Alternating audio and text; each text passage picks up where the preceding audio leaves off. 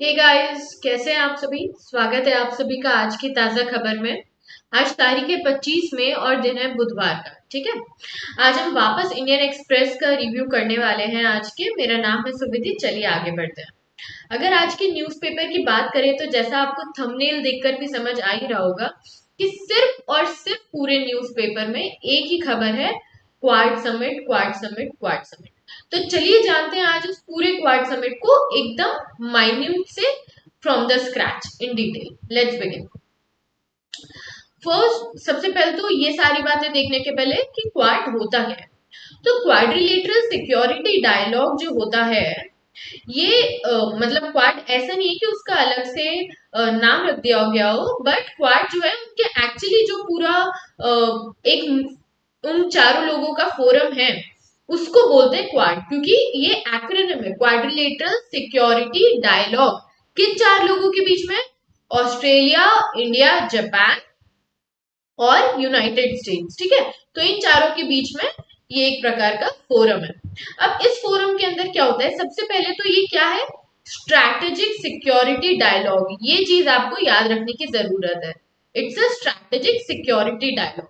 Next चीज हमें क्या याद रखने की जरूरत है, ये कब चालू हुआ था। तो it was initiated in 2007 by the then Japanese prime minister Shinzo Abe with the support of all the remaining three countries, that is Prime Minister of Australia John Howard, Indian Prime Minister Manmohan Singh, US Vice President Dick Cheney, and ये जो है इसके साथ सिर्फ strategic security dialogue नहीं है, बस इनकी एक एक्सरसाइज भी होती है, मिलिट्री एक्सरसाइज, जिसका नाम है मालाबार।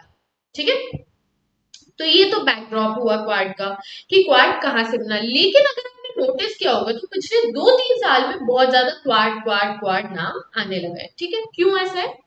क्योंकि अभी अभी जो है, भले 2007 से बना हो, क्वाड बहुत ज्यादा एक्टिव हो चुका है। क्यों?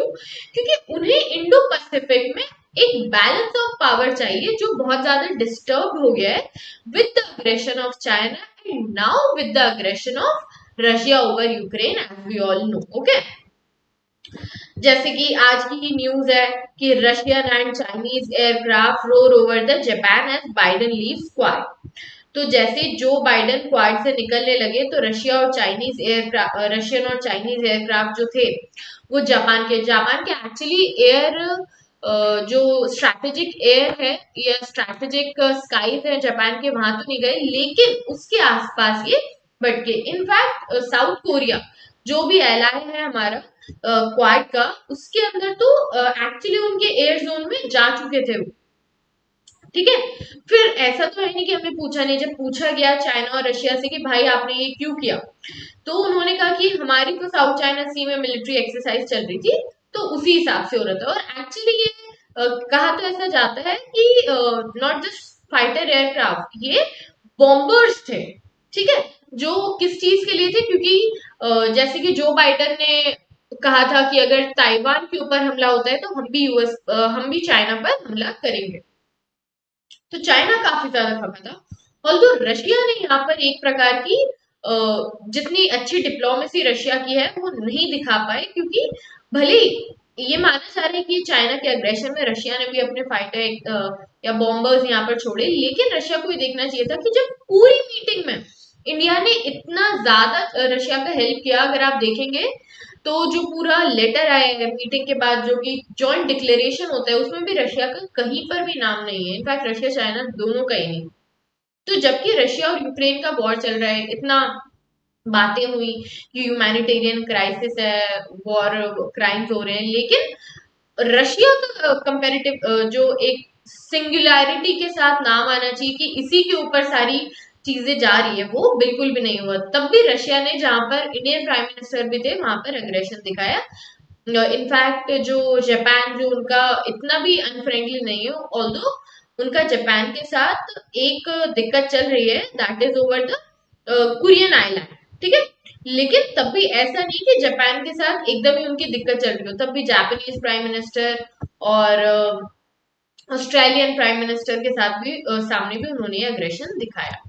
तो अब इस क्वाड समिट में, ये तो बैकड्रॉप हुआ, अब इस क्वाड समिट में क्या क्या हुआ है उसके बारे में हम थोड़ा जानते हैं। तो देखो, सबसे पहले तो ये है कि quad science of on Indo Pacific, split on Russia, unity on China. किस बारे में स्प्लिट और किस बारे में यूनिटी की बात चल रही है? स्प्लिट की बात चल रही है, जैसे कि बाकी के जो तीनों देश है वो तो डेफिनेटली रशिया का नाम लेते हैं, जॉइंट डिक्लेरेशन में क्यों खराब कर रहे हैं, लेकिन जो इंडियन प्राइम मिनिस्टर थे नरेंद्र मोदी, उन्होंने वहां पर रेफरेन किया, एब्सटेन किया कि रशिया के डायरेक्टली नाम ना आए, ताकि और ज्यादा आइसोलेशनिज्म में। Also it is also strategic ally, not ally but a partner. We get a lot of ammunitions from Russia, our fighter planes and everything. तो it didn't want Russia to get, क्योंकि अगर आप देखेंगे तो रशिया का सिर्फ जो इकलौता फ्रेंड बचा है, which is also a friend of West, that is India only. ठीक है, इकलौती कनेक्टिंग लिंक वेस्ट और रशिया के बीच में बनी है जो इंडिया है। अगर इंडिया से भी रिश्ते खत्म हो गए या खराब हो गए तो क्या बचेगा? फिर चाइना रशिया ब्लॉक और एक वेस्टर्न ब्लॉक हो जाएगा, तो वो नहीं होना चाहिए। तो इसलिए इंडिया एक प्रकार का बीच में बफर बनाना चाह रहा है कि हम किसी भी तरीके से, और समझते हैं बिल्कुल, यूनाइटेड स्टेट्स, वेस्ट, ईस्ट सब ये बात समझ रहे हैं कि इंडिया क्यों डायरेक्टली, भले इंडिया जो है नॉन वायलेंस के ऊपर जो मोटो है इंडिया का, लेकिन स्टिल उनके अगेंस्ट कुछ नहीं बोल रहा है, ज्यादा रशिया को डायरेक्टली कंडेम नहीं कर रहा है। ठीक है, तो इनफैक्ट इसके अलावा जो newly sworn prime minister of Australia है एल्बनीज, इन्होंने, जो एंथनी एल्बनीज है, इन्होंने भी एकदम डायरेक्टली रशिया को कंडेम नहीं किया। तो दो ब्लॉक बन चुके थे, which is Japan and United states, and on the other hand India and Australia, उन लोगों ने कंडेम नहीं किया। लेकिन चाइना पर चाइना के एग्रेशन को हटाने के लिए साउथ चाइना सी के मैटर में चारों जो कंट्रीज हैं, उनके जो हेड्स हैं, उन्होंने यूनानिमिटी दिखाई है और इसको काउंटर करने की बात कही है। ठीक है, अगर आप ये फोटो में देख पाएंगे तो ये है ऑस्ट्रेलियन प्राइम मिनिस्टर जो न्यूली स्वॉन है, Anthony Albanese, Joe Biden the United States president Narendra Modi ji, आप सब जानते ही हैं, और Japanese prime minister which is Fumio Kishida. तो ये था Quad science of Indo Pacific, splits on Russia, unity on China. इसके अलावा जो है इंडिया और यूएस ने एक फ्लैगशिप पार्टनरशिप की है चार चीजों के बीच में during this meeting: technology, health, artificial intelligence और डिफेंस। ये चारों चीजें याद रखिएगा, क्योंकि कभी अगर मेंस के अंदर आंसर आता है या प्रीलिम्स में भी, तो किन चीजों पर बात हुई क्वाड में? तो technology, health, artificial intelligence as well as defence. Then उन्होंने स्पेस एप्स पर एक साथ काम करने की बात की है, और जो टेरर है, जो मिलिटेंसी टेरर है, उसको खत्म करने की बात की गई, जिसके अंदर जो 26/11 का टेरर है या फिर पठानकोट अटैक्स है, उन सब के बारे में कंडेम करते हुए एक जॉइंट स्टेटमेंट दिया गया। इसके अलावा ये सारे जो है एक कुछ स्पेस पे साइबर सिक्योरिटी पर भी अर्जेंट नीड बताते हैं, ताकि साइबर सिक्योरिटी को हम इंश्योर कर सके। उसी बारे में स्पेस एप्स की बात की गई कि स्पेस से, सैटेलाइट से देखा जाए कि चाइना जो इलीगल फिशिंग कर रहा है उस पर कैसे रोक लगाई जा सकती है।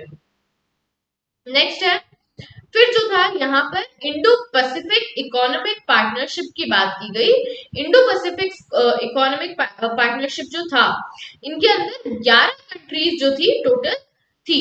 मतलब कौन कौन सी हो सकती है? Vietnam, south Korea, Japan, Philippines, Brunei, New Zealand, Australia, Indonesia, Singapore, Thailand, India, Malaysia, US. तो ये जो सारे यूएस और 12 अलग कंट्रीज, इन्होंने Indo Pacific economic partnership join करने के लिए हामी भरी है। और उनकी जो जीडीपी है और जो चाइना की है, अगर देखा जाए तो ये जो 13 इकोनॉमीज की है, इनकी 40% ऑफ वर्ल्ड जीडीपी मिलाकर बनती है। ठीक है, और चाइना इसका कोई एक पार्ट नहीं है। लेकिन ये जो 12 कंट्रीज है, अभी नेगोशिएशन चालू करने वाली है। ये सिर्फ एक इनिशियल स्टेप था। ठीक है, नेक्स्ट स्टेप होगा नेगोशिएशन करना कि Indo Pacific economic partnership forum के अंदर क्या क्या होना चाहिए। मतलब ये बात तो क्लियर है कि ये बायलेटरल या फ्री ट्रेड एग्रीमेंट की तरह नहीं होगा, बल्कि ये एक अलग टाइप का अग्रीमेंट होगा जिसके 4 पिलर होने वाले हैं। ठीक है, एक तो ट्रेड में डिजिटल इकोनॉमी का इस्तेमाल किया जाएगा, इमर्जिंग टेक्नोलॉजी, लेबर कमिटमेंट जो है उनका ध्यान रखा जाएगा, इसके अलावा जो है एनवायरमेंट ट्रेड फैसिलिटेशन का ध्यान रखा जाएगा और transparency and good regulatory prices. ठीक है, फिर नेक्स्ट जो है सप्लाई चेन रेजिलियंसी को डेवलप किया जाएगा कि जैसे हमने कोविड-19 के बाद देखा कि सप्लाई चेन बहुत ज्यादा डिसरप्ट हो गई थी, तो ऐसा वापस से ना हो, तो सप्लाई चेन रेजिलियंसी पर ध्यान रखा जाएगा। थर्ड जो है क्लीन एनर्जी, ठीक है, डिकार्बोनाइजेशन, क्योंकि एनवायरमेंट भी इनका एक मोटिव है जिसे ध्यान रखा जाए, तो क्लीन एनर्जी एंड डिकार्बोनाइजेशन। ठीक है, इसके अंदर क्या क्या हो सकता है, हाई एम्बिशन कमिटमेंट जैसे कि renewable energy targets, carbon moving, ये सारी चीजों का ध्यान रखा जाएगा। इसके अलावा टैक्स और एंटी करप्शन जो चीजें हैं, ठीक है, इस पर कमिटमेंट रखा जाएगा कि करप्शन बिल्कुल भी ना हो, जो चीजें हो सारी ट्रांसपेरेंट हो। तो ये जो चार चीजें इंडो पैसिफिक इकोनॉमिक पार्टनरशिप के अंदर होने वाली है। ठीक है, इंडिया और इंडो पैसिफिक इकोनॉमिक पार्टनरशिप में अभी कैसे कंस्ट्रेंट्स हैं कि देखिए 2 साल से इंडिया तो इसका सपोर्ट कर रहा है, लेकिन जो एक लोकलाइजेशन ऑफ डेटा है इसको इंडिया सपोर्ट नहीं करता। तो इस बारे में क्या किया जा सकता है वो देखा जाएगा, और उसके बाद India is also member of this Indo Pacific economic partnership, जिसमें टोटल 13 कंट्रीज है, ये प्रीलिम्स के लिए इंपॉर्टेंट हो सकता है। ठीक है, तो ये था। इसके अलावा जो है चार चीजों में इंडिया और यूएस ने स्ट्रैटेजिक पार्टनरशिप की है, विच इज हेल्थ। ठीक है, हेल्थ की बात, critical technology, critical and emerging technology जो है इंडिया के नेशनल सिक्योरिटी और यूएस का नेशनल सिक्योरिटी साथ में मिलकर देखेंगे। ठीक है, इसके अलावा quantum computing, artificial intelligence, 5G, 6G, biotech, space, semiconductors, इनमें साथ मिलकर काम करने की बात की गई है। इसके बाद नेक्स्ट है हेल्थ, तो वैक्सीन एक्शन जो प्रोग्राम है 2027 तक जॉइंट बायोमेडिकल रिसर्च की बात की गई है। ठीक है, जिससे वैक्सीन बनेंगे और दूसरे रिलेटेड टेक्नोलॉजीज की बात की गई है। इसके बाद जो है आर्टिफिशियल इंटेलिजेंस, डेटा साइंस के बारे में बात की गई है कि जो यूएस के प्लान्स है 6 इंडिया टेक्नोलॉजी इनोवेशन हब को देखने के और उनके साथ काम करने के, और 25 एटलीस्ट जॉइंट रिसर्च प्रोग्राम जो है उनको बनाने के। ठीक है, artificial intelligence, data science and a lot of other things. Next है डिफेंस सेक्टर, तो इसमें बात की गई कि इंडिया जो है उन्होंने कंबाइंड मिलिट्री एक्सरसाइजेस जो बहरेन है उसके साथ एक एसोसिएट मेंबर की तरह काम चालू किया है। ठीक है, मिनिस्ट्री ऑफ एक्सटर्नल अफेयर्स कहते हैं कि जो मोदी जी हैं उन्होंने इनवाइट किया है यूएस इंडस्ट्रीज को, ताकि वो पार्टनर कर सके इंडिया की मैन्युफैक्चरिंग के, डिफेंस सेक्टर के मैन्युफैक्चरिंग में। ठीक है, इसके अलावा स्पेस, साइबर सिक्योरिटी और आर्टिफिशियल इंटेलिजेंस पे भी इस साल से बात चालू हो जाएगी। उसके बाद इन्वेस्टमेंट इंसेंटिव की बात की गई। इनफैक्ट $4 बिलियन जो है इंडिया को दिए जाएंगे, ऐसा यूएस ने वादा किया गया है। ठीक है, इसके अलावा क्लाइमेट एक्शन पर काम करने की बात की गई। इन्वेस्टमेंट के बारे में यूएस डेवलपमेंट फाइनेंस कॉर्पोरेशन जो थे उन्होंने अपने इन्वेस्टमेंट एडवांस करने की बात की थी। जैसा हमने देखा है कि अभी कुछ समय पहले, क्योंकि यूएस में फेडेक्स ने रेपो रेट बढ़ाया, तो बहुत सारा फॉरेन इन्वेस्टमेंट इंडिया से जा चुका था। तो अब जो है energy directly foreign foreign portfolio investment, FPI या एफडीआई, एनर्जी, एग्रीकल्चर, हेल्थ और SME, small medium enterprise financing में दिया जाएगा, ऐसे यूएस ने वादा किया है। क्लाइमेट एक्शन पर भी काम करने की बात की गई है, जॉइंट प्रोग्राम, जैसे कि इंडिया की जो एनर्जी ट्रांजिशन है, जो इंडिया रिन्यूएबल एनर्जी पर कर रहा है, US India climate and clean energy agenda 2030 partnership की गई है। ठीक है, रिन्यूएबल एनर्जी डिप्लॉयमेंट में, डिकार्बोनाइजेशन में, और ये सारी जो जीरो एमिशन व्हीकल्स है उन्हें बनाने में इंडिया की हेल्प करेगा यूएस, और इस चीज को अचीव करने में। ठीक है, तो ये जो सारी चीजें थी क्वाड में बात की गई थी, किन चीजों पर रिसर्च हुई थी एक बार हम वापस से बात कर लेते हैं। क्रिटिकल टेक्नोलॉजी जैसे AI, cyber security and all. Health, vaccine action programme जो 2027 तक का है। एआई, डेटा साइंस के बारे में, डिफेंस के बारे में कि डिफेंस कोऑपरेशन करेंगे इंडिया में, मेक इन इंडिया होगा, पार्टनरशिप होगी। इसके अलावा इन्वेस्टमेंट इंडियन सेक्टर में जैसे कि एनर्जी, एग्रीकल्चर, हेल्थ और क्लाइमेट एक्शन के बारे में, decarbonising and zero emission economy India को बनाने में हेल्प करेगा यूएस। तो ये जो सारी चीजें थी क्वाड के बारे में थी। आई होप आपको क्वाड अच्छे से अब समझ में आया हो। If you like the lecture please hit the like button, do share this video to n maximum number of people that you can, so that you can also help building their brain power. Okay, so thanks for watching. God bless you.